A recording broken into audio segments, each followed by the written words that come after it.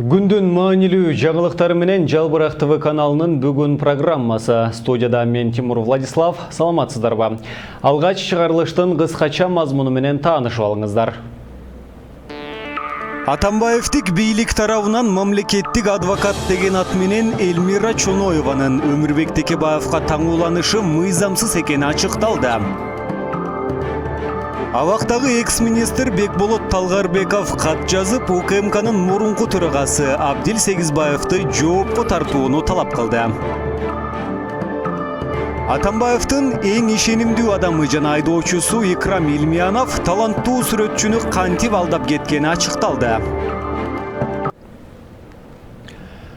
Парламентте бүгүн ар кандай маселелер каралчу күн. Депутаттар интернеттеги кызмат көрсөткөн компанияларды салык төлөтүүгө милдеттендирген системаны киргизүү маселесинен тартып, шаар ичиндеги жолдордун жайбыракат оңдолуп жаткандыгына чейинки маселелерди көтөрүштү. Бүгүнкү жыйындан алдыдагы сюжет. 2 жыл мурун өкмөт арзан турак жай 2015-2020 программасын кабыл алып, анын негизинде мамлекеттик ипотекалык компания түзүлгөн. Компания ушул күнгө чейин жалпысынан 2000ден ашык адамга суммасы 2,5 миллиард сомдон ашык насыя берди. Мамлекеттик эмес мекемелерде иштегендерге да насыя бериш үчүн өкмөт Германиядан 11 миллион евро грант алган. Бирок азыр ипотека толугу менен токтоп калды. Бул маселе жогорку кеңеште көтөрүлдү. Госипотека толугу менен токтоп калды. Бирок аны менен бирге аппараттагы өзүнүн аппараты жана штаты толугу менен иштеп атат. Бул пиар бойдон эле калып калды деп ойлойм да. Ушуну жандандырса кайрадан. Бая башында тургузган эң негизги маселе ушул биздин врачтар, мугалимдер, баасы немеси маанай акы аз болгондор алсын деп түздүк эле. Ушуга көңүл буруп койсоңуз. Депутат Казакбаев интернетте кызмат көрсөткөн Facebook, Google жана Instagram сыяктуу ири IT компанияларга Россиядагыдай салык салуу демилгесин көтөрдү. 2017 жылдын 1 январынан баштап Россияда Google салык деп аталган салык ишке киргизилген. Бул салык чет элдик уюмдар интернет аркылуу электрондук формада кызмат көрсөтүүдө НДСти төлөөнүн атайын тартиби. Көптөгөн компаниялар азыркы күндө өз продукциясын жана жарнамасын Facebook, Instagram, Twitter, Google жана башка сыяктуу сайттарда жарыялаш үчүн миңдеген долларларды короторун бардыгыбыз билебиз. Мисалы, ар бир университет Facebook'тагы жарнама үчүн эле айына $500 төлөп атышат. Эгерде университеттер ушунча каражат сарп кылышса, мындай жарнама үчүн коммерциялык компаниялар канча төлөп атканын өзүңүздөр билсеңиздер болот. Эксперттердин айтымына караганда, биз интернет компаниялардын салыгынан 500 миллиондон 1 миллиардка жакын сом жоготуп атабыз. Анын себеби бизде керектүү мыйзам иштетилип чыккан эмес. Өкмөткө жардам катары муну ойлонуп тез арада караңыздар. Бул интернет ресурстарында бардык коммерциялык компаниялардын баракчалары түзүлгөн жана алар акчаларды Facebook, Instagram жана башка ресурстардын эсебинен түздөн түз банк аркылуу которушат. Депутат Мирлан Бакиров атамекендик өндүрүшчүлөр өкмөт тарабынан колдоо тапкандын ордуна чакан ишканалар тендерлерге катышуу мүмкүнчүлүгүн ала албай жатканын айтты. Ташкөмүр шаары өкмөттүн ыйгарымдуу укуктуу өкүлүнүн буйруктарына токтомдоруна ылайык 2018-2022 жылдар мезгилинде Кыргыз Республикасынын региондук саясатынын концепциясынын өнүгүү точкасы катары белгиленген 20 пилоттук шаардын бирине кирген. Ал жерде негизги тармак бул көмүр. Мына азыр эле Экмат Журакбаевич айтып кетти. 1 миллиард 400 миллион сомго тендер жарыяланып, анын 30%-на мүмкүнчүлүгү бар, мындайча айтканда 400 миллиондук жумуш аткарган компаниялар гана катышат деп. Бул деген сөз түздөн түз ошол коңшу мамлекеттин өндүрүшүн колдоо. Эмне үчүн биз ошол жерден ДСШ штып маркасында көмүрдү ТЭЦК ала албайбыз? 50 000 тонна деп берип атасыздар. 100 000 тонна деп ошол ыйгармуктуу өкүлчүлүктөн да суранып атат. Жергиликтүү мэрия суранып атат. Бул эмнени берет? Бул салык түшөт, жумушчу орун болот, өзүбүздүн өндүрүш өнүгөт. Баткендеги Кызылкыя цемент заводун Ош облусуна өткөрүү боюнча токтом чыгышына вице-премьер-министр Замирбек Аскаровду айыпташып, айрым депутаттар аны кызматтан алуу жөнүндө маселе көтөрүштү. Вице-премьер-министр Аскаров Замир деген премьер-министрге Абылғазиевқа тура емес маалыматтарды беріп, ошол өкмөттүн распоряжениесин токтомун чыгарганы элди дүрбөлөңгө салып атат. Ошол Аскаров Замир бизге мына жерге вице-премьердик кызматка келип отурганда, анын иш тажрыйбасынын аздыгына карабастан биз бекитип бергенбиз. Ал райондон аким болгон убакта дагы ушул көйгөй көтөрүлүп, ушул тополоң стабилдүүлүк бузулган. Ал эми азыр райондон аким эмес да ал вице-премьер-министр. Ал бизде Баткендин көйгөйүн, Нарындын көйгөйүн, Көлдүн, Таластын көйгөйүн чече турган адам келип өзүнүн кызмат абалынан пайдаланып туруп, ошол жагдайга түртүп берип атат. Мен айткым келет, мындай кадрларды президенттин саясатына каршы жүргөн, элди аймакка бөлгөн, же болбосо стабилдүүлүктү бузган, жана өзүнүн кызыкчылыгынан, кызмат абалынан пайдаланган мындай кызматчыны өкмөттө кармап турган зарылчылыгы барбы? Ошондуктан мен сунуш кыламын, жалпы элдин атынан, башканын атынан ошол Аскаров Замирди кызматтан немедленно бошотуу жагына. Мындан сырткары, урматтуу төраганын орунбасары, конституциялык мыйзамдар жана мамлекет түзүү комитети ушул точканы карап туруп, бизге комиссия түзүп, бир точка коюп берсин. Рахмат чоң. Учурда шаар ичиндеги жолдорду оңдоодон шаардыктарга тоскоолдуктарды жаратып жатканы жарандык коом тарабынан бир нече жолу айтылып келет. Нааразылык оңдоо үчүн бекилет, бирок иш жай жүрүп жаткандыгында айрым көчөлөрдө оңдоо талап кылынбаса да жабылган учурлар бар. Мына Бишкектин борбордук көчөлөрүн жана ремонт кылабыз деп жаап атпайбы? Жапкан менен иш жүрбөй атпайбы? Ошону бир өкмөткө, транспорт министрлигине, Бишкек мэриясына айтып койсоңуздар. Өнүккөн өлкөлөрдө түнү иштейт. Күнү да иштейт, түнү да иштейт. Алмашып иштейт. Мына азыр жабылды мына Айтматов көчөсү. Эртең менен дагы атайын барып карап келдим. Эч нерсе жок. Бир деле киши жок. Бир кароолчу коюп койсоңор болду. Рахмат. Иштеш керек да көбүрөөкчү, мындай тезирээк бүтүрүш керек. Шаардыктарга ыңгайсыз абал жаралат да, мисалчы. 3 кишини коюп койсоңор кетмен көтөрөт. Анан болбойт да мындайчы. Батыраак көп техниканы айтып туруп, тартып туруп, анан эртерээк бүтүрүш керек. Жанар Мырзанын сөзүнө кошумча, я хотела бы тоже сказать о том, что помимо того, что дороги не ремонтируются в течение долгого времени после закрытия, закрываются почему-то на реконструкцию дороги в хорошем состоянии. С чем это связано? Вы не могли бы тоже разъяснить Министерство транспорта, чтобы разъяснило эту ситуацию? Потому что на самом деле у нас в городе очень много дорог, которые действительно требуют капитального ремонта, но не такие дороги, как проспект Мира. Даже несмотря на то, что это правительственная трасса, она в отличном состоянии, на мой взгляд, и она не требует ремонта. Рахмат. Сөз Баймуратов Калдарбек. Талайгүл Токтакунова Чоноеванын мыйзамсыз сотко катышкандыгы аныкталды. Бул Текебаевка чыккан өкүмдүн өзү туура эмес экендигин билдирет. Адвокатура этикалары боюнча комиссия атамекенчи лидер Өмүрбек Текебаевдин сотунда адвокаттык кылган Элмира Чоноеванын сотко мыйзамсыз конституциялык нормаларды одоно бузуу менен катышкандыгын аныктап, ага сөгүш берди. Бул тууралуу Текебаевдин адвокаты Талайгүл Токтакунова билдирди. Чоноева шаардык сотто судья Момуналиев тарабынан сотко киргизилген. Соттолуучулар Текебаев жана Чотоновсыз, алардын адвокаттарысыз отурумда ал жактоочулук кылган. Бирок ал Текебаевдин кызыкчылыгын коргобой, соттордун, прокурорлордун кызыкчылыгы үчүн иштеген. Мындан улам Текебаев Чоноеванын үстүнөн арыз жазган. Мындан ары анын адвокат болуп иштегенге моралдыктагы, юридикалыктагы укугу жок, деди Токтакунова. Ошондой эле ал Чоноеванын мыйзамсыз адвокаттык кылгандыгы аныкталып, ага сөгүш гана берилип калганына макул эместигин белгилейт. Чоноеванын мыйзамсыз сотко катышкандыгы бул өкүмдүн өзү туура эмес чыккандыгын түшүндүрөт. Бул дагы жаңачылган жагдай болуп эсептелет. Андыктан ал айымга сөгүш берилгенине макул эмеспиз. Биз анын адвокаттык лицензиясынын алынышын талап кылабыз. Башкы прокуратурага дагы анын үстүнөн иш козголушун суранып кайрылып жатабыз, деп кошумчалады Талайгүл Токтакунова. Белгилей кетсек, Текебаевдин иши сотто каралып жатканда күн сайын эртеден кечке коюлган соттук отурумдардын айрым күндөрүндө анын адвокаттары келе албай калган учурлар болгон. Ал эми Элмира Чоноева мамлекеттик жактоочу катары Текебаевдин укугун коргоого берилген. Ага Текебаев каршы болгонуна карабай, шаардык сотто жалгыз анын катышуусунда өкүм чыккан. Комиссия по этике адвокатуры Өмүрбек Текебаевдин арызын карап туруп, Чоноеванын Бишкек шаардык соту Момуналиевдин киргизип, Текебаев, Чотонов, Сус алардын адвокаты жок өкүм чыгарганын туура эмес деп табылды.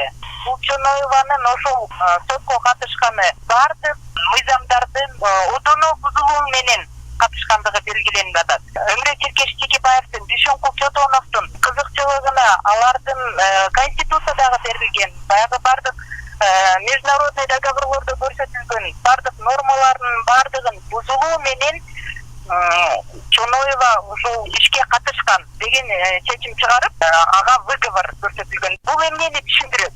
Эгерде Чоноева адвокат катары туура эмес кирсе, Эмре Черкешев менен Бешенкул Чотоновдун кызыкчылыгы туура эмес колдонулуп жаткан болсо, бул өкүмдүн өзүнүн туура эместигин түшүндүрөт. Бул дагы бир жаңы ачылган жагдай болуп эсептелет. Выговор деген чара колдонушуптур, макул эмеспиз. Биз азыр сотко кайрылып, Чоноева адвокат айымдын лицензиясын алып салгыла деген жалоба менен кайрадан кайрылабыз. Элдик парламент коомдук бирикмесинин камалган 5 мүчөсүнүн бири Бекболот Талгарбеков УКМКнын мурдагы төрагасы Абдил Сегизбаевка карата кылмыш ишин козгоону талап кылып, башкы прокурор Өткүрбек Жамшитовго абактан кат жолдоду. Каттын текстин Азия News басылмасы жарыялады. Каттын мазмунунда аларга кылмыш иши козголуп, толгон токой, жасалма, жалган айыптар моюндарына коюлуп, ишти тезирээк сотко өткөрүүдө Сегизбаевдин түздөн түз аракети менен болгону айтылат. Урматтуу Өткүрбек Асылбекович, элдик парламент бирикмесинин мүчөлөрүнүн камалып, соттолуш боюнча кылмыш ишин ачууну суранам. Эгер бул ишти акыйкат териштирсеңиз, анда сот реформасына анык жол ачасыз. Ал териштирүүнүн жыйынтыгында Сегизбаевди, Жолдубаеваны жана ишти караган сотторду сот жообуна тартууга негиз түзүлөт деп жазылат Талгарбековдун кайрылуу катында. Бүгүн 21 июнда Бишкек шаардык соту экс-министр Айбек Калиевди 2 айга камакка алуу боюнча райондук соттун чечимин күчүндө калтырды. Белгилей кетсек, Бишкек ТЭЦин модернизациялоо боюнча козголгон кылмыш ишинде жемкорлукка шектелип, коррупция беренеси менен камакка алынган Айбек Калиевдин жактоочулары анын баш коргоо чарасы боюнча даттанып, 1 май райондук сотунун чечимин жокко чыгарууну өтүнгөн. Өздүк булактарыбыздын билдиргенине караганда, учурда камактагы Айбек Калиевдин абалы оор. Ал ден соолугунан жабыркап жатат. Анткени ал кызматынан алынган соң саламаттыгы начарлап, Бишкектеги ооруканалардын биринде дарыланууга жаткырылганын биздин маалымат агенттик учурунда жазганбыз. Өзүн мультимиллионер деп атаган экс-президент Алмазбек Атамбаевдин сүрөтү карызга алынып, ал карызды төлөбөй койгон үчүн сүрөтчү УКМКга кайрылды.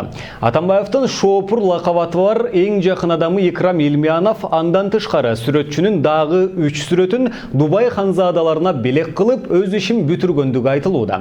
Мультимиллионермин деп атып, сүрөтчүнүн акчасын бербей койгонду коомчулук байлыгына байпагым дешүүдө. Кененирээк кийинки сюжет. Мык жана жип менен дүйнөдөгү атактуу адамдардын сүрөтүн тарткан таланттуу сүрөтчү Азамат Жаналиев экс-президент Алмазбек Атамбаевдин эң жакын адамы, мурдагы шоопуру Икрам Илмияновдун үстүнөн 20 июнда Улуттук коопсуздук комитетине арызданды. Сүрөтчү Икрам Илмияновду аны жалпы жонунан 52 миллион сомго күйгүзүп кетти деп айыптоодо. Биз буга чейин дагы бир сүрөт тартылган Атамбаевдин, аныкын өзүнө берилип, ал өзүнүн ыраазычылыгын айтып, өзүнүн кеңешчилеринин аркасында ошо ыраазычылыгын айтып, анан мен ал биринчи сүрөткө эч кандай доом жок. Экинчи сүрөттү тартып бүткөн соң бул коллекциондук сүрөттөргө киргиздим. Менин коллекциямдагы сүрөт деп. Бул масштабы жагынан да чоң сүрөт болгондуктан ошо коллекцияма киргиздим. Ал сүрөттү тартып бүткөн соң мен Икрамжан Илмияновдун медиа форумдагы ошо офисине алып барып бергем. Бердим, 1 айдай жатты, 1-2-3 жумадай жатты, сүрөт кабыл алган жок. Анан мен кайра алып чыгып кеттим да, аны сатка койдум. $10 000 деп.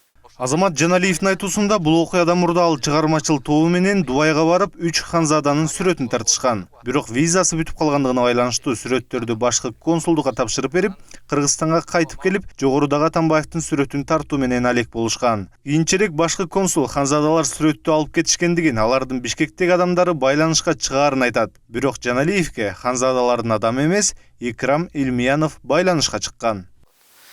Анан 2 күндөн кийин форумга чакырышты. Форумга чакырсак, каякта Икрамжан Илмиянов. Жакшы тосуп алды, салам алейкум, молодец деп бир сыра мактады. Сенин сүрөттөрүңдү, Дубайда сүрөттөрүңдү биз ханзадага берип койдук деди. Анан мен таң калдым. Кантип бул киши берип атат, мен тияктан өзүм түзмө-түз ханзадалар менен иш болуп атса, анан бул кантип кирип калды деп. Иш мен таң калдым. Ошону сүйлөшүп атканда эле макул, жакшы, рахмат. Анан сени ханзага жолуктурганга жиберебиз. Эң сонун дедим. Анан да отуруп сурап калды, сен баягы Атамбаевдин сүрөтүн меники офиске алып келип алып калыптырсың. Ошо сүрөттү алып келбейсиң мага. Мен айттым, ал сүрөттү алып келе албайм. Биринчисинде берсем, тартууга берсем, силер алган жоксуңар. Экинчисинде анан мен бул сүрөттү сатыкка койдум. Баасы $10.000 дедим. Десем, макул. Мына сага 2,5 азыр берели. Анан калганын ошо Ханзаданын сүрөттөрү менен кошо ошол жерден анан бүтүрөбүз. Мен айттым, мен өзүмдүн долбоорум бар. Ошого акча керек. Анын үстүндө ошо Дубайга кеткен өзүмдүн каражаттарым бар. Ал каражаттарды мен бирөөдөн карызга алгам. Аякта кичинекей бир 10.000 сом, 20.000 сом эмес, аякта $30.000 чейин каражатты карызга алгам. Анан ошолорду бир саат түшүндүрүп айтып бердим, иним эч капа болбо, бар бүтүрөбүз буюрса, жакшы болот баары деп. Чоң үмүттөрдү берип коюп, анан январдын 7-леринен кийин ошо Ханзадага кетебиз деп сүйлөшөбүз. Сүрөттү алып келип бердим, $2,5 алдым.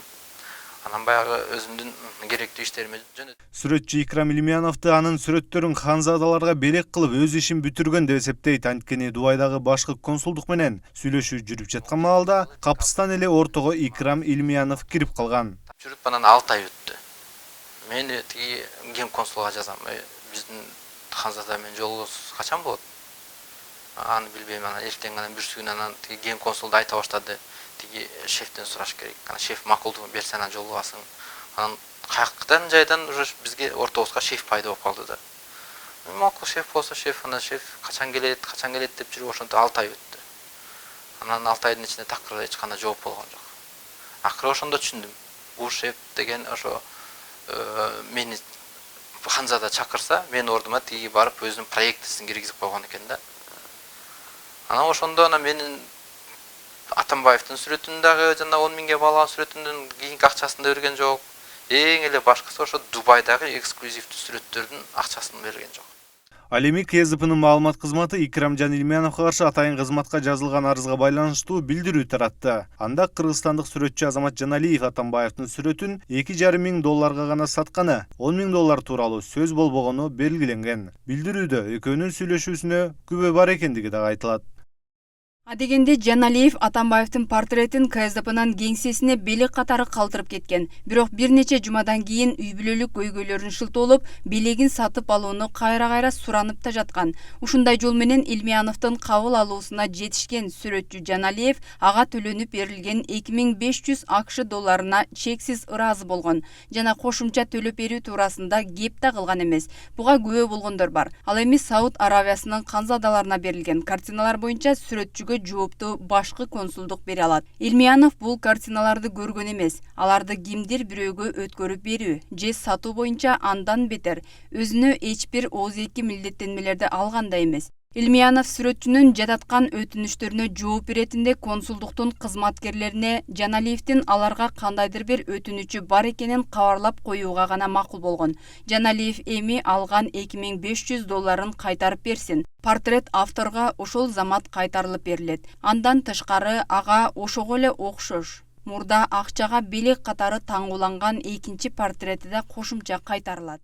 Азамат Жаналиев Икрам Илмияновду Дубай Ханзадаларына тартылган сүрөттөрдүн акчасын кайтарып берсе, Атамбаевдин $2,500 берип сүрөттү алып кетерин айтат. Ошо Дубайда менин жоголгон 3 сүрөтүмдүн акчасын берсин, акчаны алам, ошол жерден $2,500 берем, Атамбаевдин сүрөтүн алып кетем, анын сүрөттү мен ыргытамбы, өртөйемби, ал уже мен өзүм ишим. Азамат Жаналиев буга чейин мык жана жип менен 16 белгилүү адамдын портретин тарткан. Алардын арасында Орусиянын, Монголиянын жана Чеченстандын башчылары бар. Ушуну менен бүгүнкү чыгарылышыбыз соңуна чыгат. Кайрадан эфир аркылуу амандашканча сак саламатта туруңуздар.